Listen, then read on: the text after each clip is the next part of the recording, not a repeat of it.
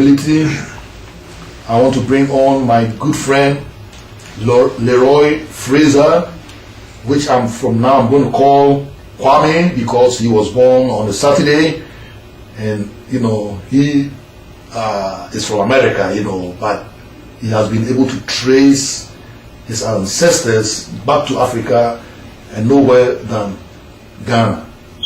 And I want to just say a little thing about Leroy Kwame Fraser.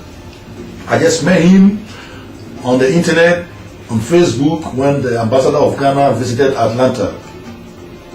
And as I was just sending the word out, he sent me a message and said, Brother Yao, where is the thing going on? I gave him the address and he was there. We had a first interview with him, and he promised that he wants to go to Ghana, and that before he leaves to Ghana, he will come back to our studio so that we can have an interaction. And today he is here.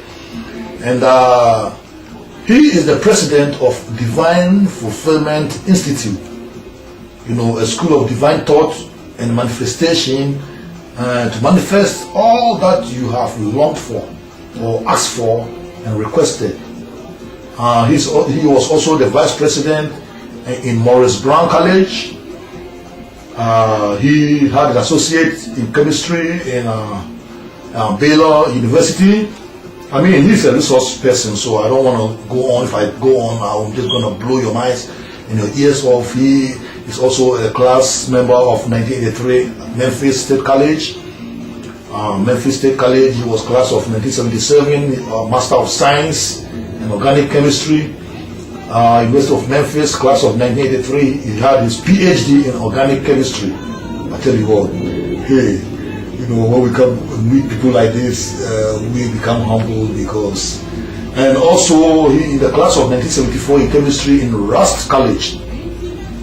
And to cut it all short, he is here with me. So, ladies and gentlemen, I present to you Leroy Kwame Fraser, because from now on I'm going to call him Kwame because he was born on a Saturday.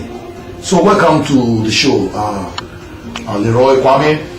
This is Gospel Music Grill, and I'm so excited. I've been, looking forward to get you, to bring you to the studio, and thank God that today you were here. So can you say hi to the people and just tell them about yourself? Though I've formally introduced you, but informally you can do it again. Thank you, Brother Kwame. Thank you, Brother Yao.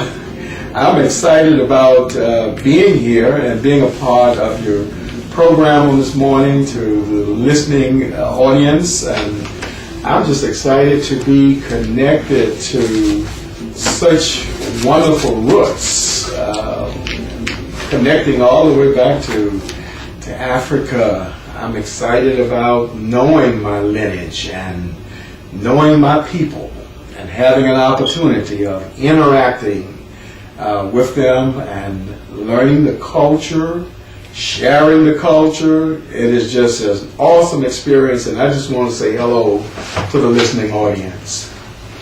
Thank you, Brother Kwame.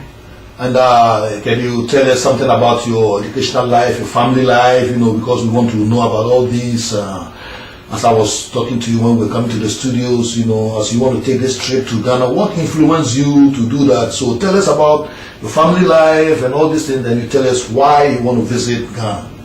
Well, I was born on a plantation in Mississippi, one of the worst states of racism, and grew up from that particular point, and always wanted to know where my family came from. During the earlier days, I was educated in a segregated school system, starting from a one-room school with one teacher and 8 different grades. Yes, to know who I am and to know where I was going. And then went on through high school in terms of 12 grades of a segregated school system. And my first experience in an integrated system of education was at my graduate level, working for a master's degree at Memphis State University. This has been a great journey. It's been a great experience. But I must admit, Brother Yao, that all of those years of moving forward, I really wanted to know, and something was missing. And that was, what was that linkage? What was that lineage in terms of where I was from and who my people were? Exactly. And here I am now. I'm excited about 250 years after my great 7X grandmother left Ghana. I'm headed back to in her honor. She could not return her on her own, but I'm going back in her honor to meet her people, my people, and to interact with them and to live among them and to learn the culture that she would have loved to have desired to have grown up in. Yeah.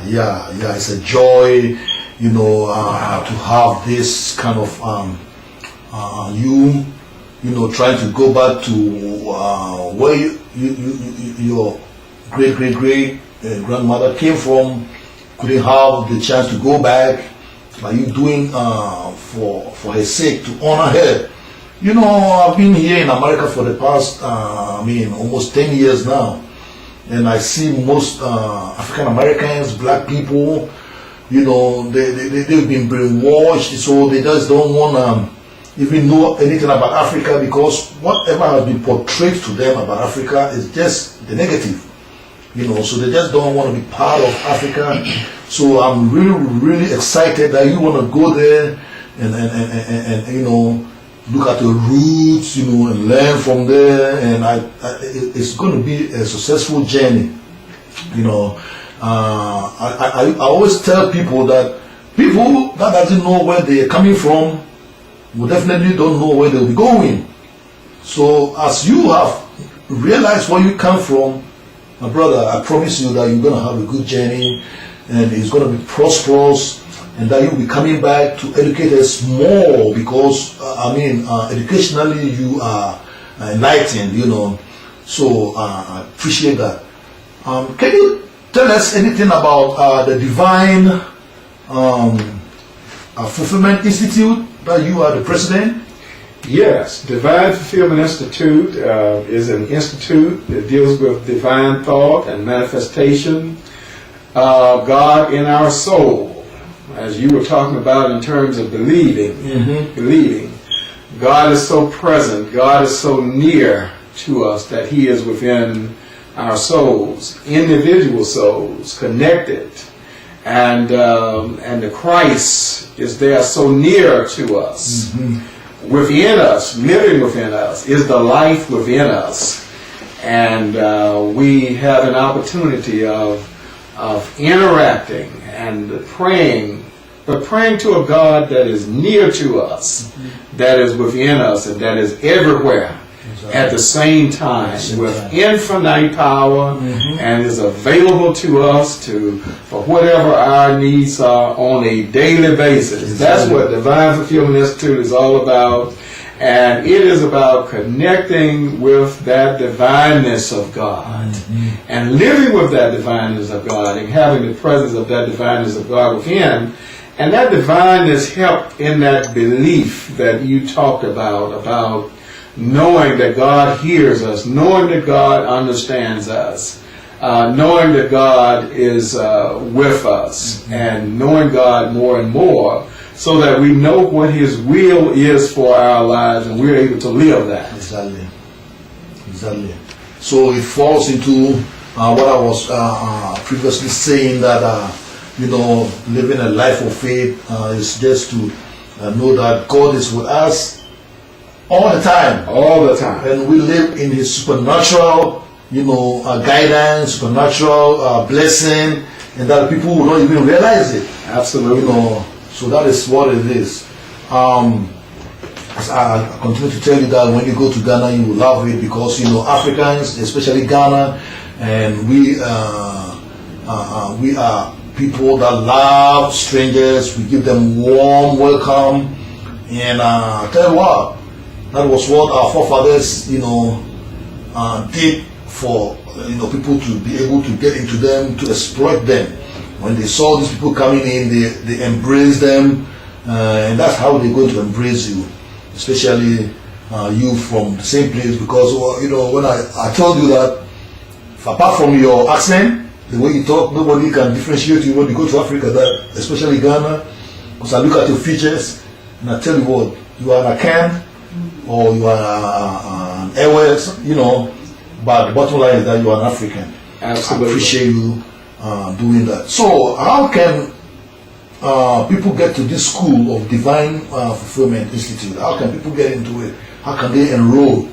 Well, I do have a website. The website is www.divinefulfillment.org. There are courses that I offer by way of seminars and workshops, and individuals can connect with me through that website. Once again, it's www.divinefulfillment.org, and it is a very personable opportunity for individuals to come to have the presence of God within their soul, and to be able to live this life knowing that God is close to them, near to them, within them, and around them, and everywhere. Exactly. In the same place with the same infinite power. Exactly. I remember when you called me on the 1st January, you were 31st, you telling me that you wanted to meditate on something else, and you asked me what makes me proud to be an to be an Akan. When I say I'm an Akan, what makes me proud? And I told you that we the Akans believe in the concept of kingdom mindedness. Yes. And because that was what God created us to be. When God created the first man, Adam, who was from Africa, because the Garden of Eden is in Africa, from Kenya going all the way to Ethiopia and the ancient Nubian. Have you heard of the Nubians? I've heard of the word Nubian. Yeah. I'm totally familiar with it. Okay, we're going to talk about the Nubians, but around Sudan and coming all the way to West Africa, we believe that God told Adam to take dominion and rule. Kingdom is about rulership and taking dominion. And that was what God gave to mankind after He has created them. Yes. And giving man his own mind. God gave us His own mind. Yes. And I tell you what, even in this 21st century, human beings have not even used an iota of the mind that God has given unto us. Absolutely. There are still good things to come, inventions to come. So you are going to the Garden of Eden. Absolutely. Yeah, because the Bible says that in that place their gold was the best. And you know that the best gold comes from South Africa and from Ghana. And